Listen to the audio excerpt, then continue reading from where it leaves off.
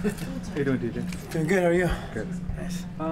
Can we get in just to start with just an update? The latest that I heard was that you've abandoned plans to go down to 125. So what's the plan right now? Yeah, I was told that there's no way that Demetrius is going to accept the fight. They've offered him a lot of money, I was told, and that he just won't budge. That there's nothing he's going to do to take that fight. So there's no reason for me to cut to 125s. I mean, within 3 weeks, I was waking up at 140 pounds. You know, I was doing everything right. I was training my butt off and eating right, and it was exciting to see the transformation of my body with that fast too. So it's definitely a possibility, but unfortunately he did not want the fight. So is the plan now to wait for Cody to heal up? Yes, the plan is to wait for Garbrandt and get that belt. Was there any thought of you just taking a more contender fight at 125, or is it just title or nothing? I think first and foremost I wanted to fight for the belt. It was the right time for the Demetrius fight. I felt like as well. But it just didn't really work out. Now that TUF is over, yeah. I mean, you can really kind of talk about the filming and like all the things, the antics that happened throughout that. How much of really just depleting was that on you? It was emotionally draining. Yeah, I was definitely tired going to and from after coming home. It was an exhausting 6 weeks.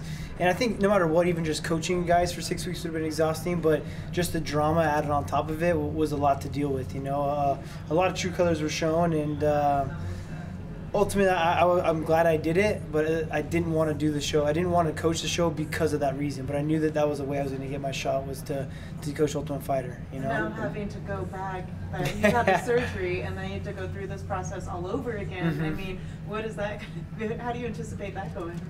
I just got to keep a smile on your face and just keep trucking. There's nothing I can really do about it, just push for the goal, and goals for me to be on top. What has been the reception like on the show? Because I think from a coaching standpoint, you look like you were doing your job, and it seemed like you came across really well on the show. Yeah, from the fans and from what I've heard, yeah, it seems like it's come across very, very well. Like I said, I feel like some true colors have come out, and I said that before the show even started. Like, what's your expectations for the show? And that was kind of it. That I've always wanted to coach the Ultimate Fighter ever since I've been on it, and since I've been successful in the UFC. That was something I've wanted a goal of mine to do. When I was told I was going to coach against Cody and Team Alpha Male, I didn't want to do it. Right. But like I said, that was the only way I was going to get my title fight, and I wasn't going to pass up the opportunity. But I'm glad I gutted it out and did it. Where's training camp for you now? Because I know Colorado, you were there. There's the muscle farm thing that's no longer a thing. Were you in California now? Where were you for training camp? I'm both. I'm still in Colorado. My house just got done today. Finished out today, so we're going to move in this weekend. I'm still living out in Colorado, training with Dwayne out there. Elevation Fight Team still exists. So Muscle Farm was sponsoring the team. Yeah. They just cut the sponsorship, and so it's still Elevation Fight Team out there. I'm doing some training out there as well as cross training in Southern California and working with some new trainers down there. I got a new strength conditioning coach, Sam Calavita, out of the training lab, which the guy's been amazing. He's made some big gains with me, and I've been real impressed with it, as well as coming along and working with Felipe De La Monica, Gracie Baja, Mark Munoz at Kings MMA, and Daryl Christian, and so many guys that have been adding to my game down in Southern California. Kind of almost build my own little team down there, It seems like it. Like training partners, who are some of the people, like notable fighters that you've been working with down in California? Juan Archuleta, which was supposed to actually fight tomorrow, which I don't know if the fight's actually going to happen now. Vince Murdoch, that's right. Vince was 8 pounds overweight, so I don't know if it's going to happen, but I'm actually waiting to hear about that. Team Alpha Male guy, too. Yeah, came in 8 pounds overweight. It was ridiculous. And then Aaron Pico. Aaron Pico is one of the guys I've been training with. He's an animal. Unfortunately, his debut didn't go the way he wanted it to, but the kid's got a very bright future. Working with Raja, he's got a big fight coming up. John Tuck, he's a little heavier than I am, but working with RDA and some guys like that. Just getting some movement in. We got some smaller guys that are up and coming as well. You talked about a lot of surprises for you on the Ultimate Fighter show. Was Danny Castillo kind of coming at you, and Justin Buchholz one of those? I feel like that was the biggest surprise to me. Those are the guys I was the closest with at Alpha Male. We were friends, like real good friends. Danny actually came out and was living with me in Colorado before he got cut from the UFC, and we were boys, and so I always thought at least he'd have my back a little bit, or maybe not be involved with it as much. But yeah, that was the most surprising, is that I had some friends that kind of, when the cameras turned on, were more about building their names up than actually being a true friend. Have you talked to any of them since? I talked to him the night the show ended, when we all went out that night. Kind of had a little heart-to-heart then, but no, I haven't spoken with him since. Do you think that's the cameras, or do you think that's them actually, just trying to support their team, kind of them going after you? A little bit of both, you know. I mean, I know it's a way to build his name because, you know, Buckles was real disrespectful to Dwayne too during the show, and there's no way I feel like he'd be like that in person, you know. And I think it was a way to try to build some drama between him and Dwayne and really hype up his own name as a coach and trying to feed off Dwayne as being Coach of the Year and trying to get him, push him for himself. You know? He's really trying to hype up his own name, how he's this greatest coach, you know, and. So the drama was going to hype their name up, as well as this is their job now, you know.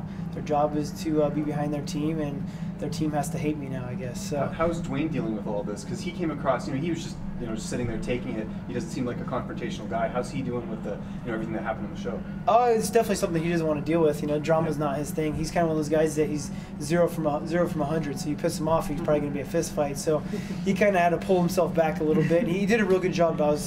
I got a little nervous there when it started getting down with him. I thought things were going to get heated. I know I can control myself, but when it started hashing out on Dwayne, I thought it was going to get a little ugly. Did you watch Uriah's acceptance speech? I missed it, actually, no. But, I mean, the guy definitely deserves to be in the Hall of Fame, you know. And it was cool to see Joseph Benavidez was the one that gave the speech for it, too. So. Did you happen to see the UFC Legends panel?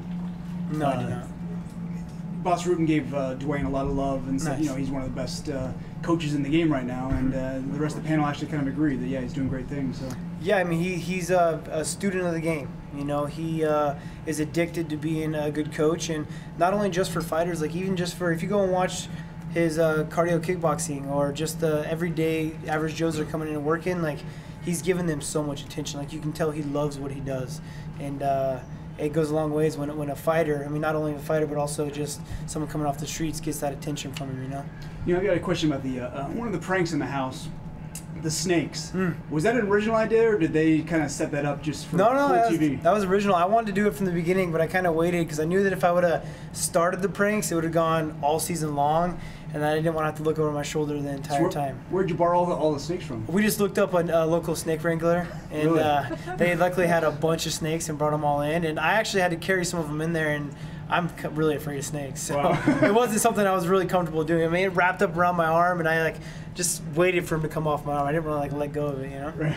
Oh, the heart-to-heart that you had, does that mean that you guys are good now? How did it end up? You know, I wouldn't say that. You know, it was just kind of, I spoke my true feelings, and they kind of spoke theirs as well, you know? I wouldn't say that we're good, or it's tough to say, you know. I mean, alcohol was involved as well too, so everyone's able to talk when they start drinking. But was Cody there? No. Okay, so it was with. Yeah. It was with just Danny and Justin. Okay. Yeah, we were just hanging out with the fighters. I'll go out and celebrate the night of the fight, you know, after the season's over. And it was just us two late at night, just kind of hashing it out, you know. Buckles seemed a little more standoffish, but Danny was willing to kind of like speak his feelings with me, you know. And I know that you were close to obviously the whole DJ thing, and it became this public drama. Yeah. Is there any part of you that understands where he's coming from when he was talking about like respect? Because you were there too, right? Not that long ago. You said that you felt like you were being looked over, passed over, and stuff. And Yeah. on the mic, you said this thing is rigged if I don't get a title shot. Yeah. And here's a guy who's saying like, I just want some respect. I want to be told what the plans are. Did you sympathize with him at all? If you took yourself out of the equation of trying to get the fight? To an extent, but the fact is he's fighting Ray Borg. You know, so me getting leaped over was a way bigger leap over than me leaping over Ray Borg to fight Demetrius Johnson. You know, Cody was ranked number 8, and I was beating number 1 contenders. You know, Ray Borg's missed weight half his UFC career and has beaten the two guys are they even in the top 10? I don't really know like what his credentials are to get that title fight. You know, I feel like mines were a lot higher. Even though I haven't even fought at the weight class, like I said, I feel like it was a perfect time for me to jump into the weight class because it wasn't like I was cutting the line. Demetrius has ran through everyone. You know, Ray Borg, I don't feel like is a deserving contender in my eyes. So let's say you fight Cody, you beat Cody, you become champion. Would you then consider going down to 125 and trying to do a champion versus champion fight, or are you done with that idea? No, it's never done. You know, it's definitely something I'm interested in. You know, the one guy I don't want to jump in front of, which I think I've been very boisterous about this entire time, is Joseph Benavidez. I know he's got to come back. He's doing a knee injury right now, and coming back from that, I'm sure he'll probably have to take a fight, not just obviously instantly get a title shot. So as long as I'm not jumping in front of Joseph, you know, I feel like he's been on a 6 or 7 fight win streak, fighting number 1 contenders, Henry Cejudo, and he would be the guy in my eyes that was deserving of the title shot, but he's injured. Is there any talk of MSG for you and Cody in November? Oh, last I heard it was like talking to Shelby. Hopefully, October. It was like maybe September at the earliest, but most likely October. But then I hear Cody talking in interviews that he's not going to be fighting until earliest as November, maybe December. So this whole year for me has kind of been in limbo. It's kind of been a little frustrating. Coach an Ultimate Fighter, not fighting, maybe fighting DJ, not fighting DJ, hopefully fighting Cody again, and now don't know when. How long are you willing to wait? You have to make money at some point, right? Exactly. Yeah, I mean, this is how I make my money. Yeah. But I guess first and foremost, I think I want that belt. I'm willing to wait for him. Okay. That's a fight I'm willing to wait for. I don't know. I can't wait forever though too. So you are right. I mean, I got to sit down and maybe have a little more serious conversation. I just heard an interview that Cody did. I think it was yesterday or the day before, where I heard he wouldn't fight till November, December, and I was hoping October. So it's something I definitely need to sit down and have a talk with the main man. See what's going on. Do you know how much? Do you know how much money they offered DJ? No, I don't. No, he didn't really tell me. But he told me it's more than he's ever seen. So I don't know. What do you think, from your perspective, was the mistake that led to Fico losing? And did you have a conversation with him afterwards? Did you give him any advice? He's been on vacation since the fight. He gets back on Monday. Gets back to training. Maybe I think maybe it was just too big of a rush to get that win. All the lights, all the hype. His first fight ever in Madison Square Garden, kind of going out there and closing the distance, maybe a little bit too fast. Especially a veteran. Take your time, feel it out, get used to the cage, use your feints. I know he's got to respect your wrestling, so take advantage of that. But no, I haven't had time to really sit down and talk with him yet. It wasn't like I was able to be his coach this camp or nothing. I was just a training partner of his. We did a lot of sparring together, and the kid's an animal. So hopefully I get to do a little bit more of helping him out and getting ready for his next fight, because I know he's got a very bright future, and I'd love to do whatever I can to help him out. And how do you divide your time? Because your home is in Colorado, right? Yeah. But King's MMA is in Southern California. So how are you, for an actual fight camp, what are you going to do? That's something I guess I've been trying to figure out, That's why Dwayne was traveling to Southern California for me. We were doing my camp. My plan was to do my camp in Southern California for the Cody fight, and then when Cody pulled out, the Demetrius fight was going to continue. The new strength and conditioning coach I started working with, Sam Calavita, has been someone that I highly respect, and someone that's done a lot of great things with my body and some of the gains that I've already made working under him. And so I've been trying to do whatever I can to be down there, as well as bring my team with me. So Dwayne's been willing enough to come down, 3-4 days out of the week and come and train. So I've been kind of getting the same feel. But now that the fight's up in limbo, go back to Colorado, train back there, kind of jump back and forth and feel what's right. I think what's really pushed me to the next level is how many coaches I get involved in my career, and how many people that, like when I went up to TriStar and learned a lot from Faraz, I feel like I gained a lot from working out with his team and him as well. Traveling to King's MMA, Gracie Baja, traveling the country and learning from the best is what's going to push me to that next level, is what I believe. Guys, we have time for one more. TJ, good afternoon. How's it going? It's a bit of a curveball, this one. Obviously, you've done a bit of boxing for your improved striking. Yeah. How are you predicting Mayweather and McGregor on August the 26th? Who wins and why? Oh, I'm predicting Mayweather's just too smart. He's too defensively smart for McGregor. I don't think McGregor's got the cardio for him, and Mayweather's just gonna point fight him and be smart about it. And McGregor's a lot bigger than he is, but the distance is different. I think Mayweather's just too smart. But you're interested in it? You'll watch it? I'll be interested in all the drama. It's kind of a circus fight, but yeah, it's good for the sport, man. It brings a lot of attention. He's bringing a lot of attention to the world of MMA, and hopefully bringing that money with it too.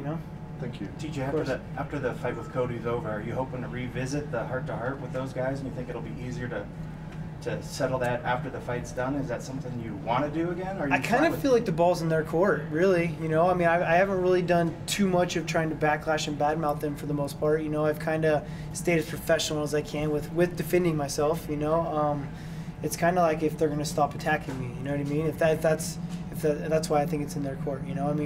I haven't really gone and looked for the rivalry. I haven't really gone to look to make enemies, So I've kind of been put in that position. I'm not trying to play the victim, but that's just kind of the way that I see it. But that's something that hopefully would happen. Yeah, sure. I created some relationships that that I thought I was going to have for the rest of my life. That kind of crazy that they are the way they are now. You know, I mean, some guys have crossed the line to where I won't ever, you know, look at them the same. But there's some connections I have on that team that, yeah, I mean, I feel like it'd be nice to be able to squash this whole thing. Thank you. Thank you. Cool. Absolutely, Thanks yeah. very much. Of course. Can he sneak in an extra I question? know, sorry. Yeah, you're good. He was silent.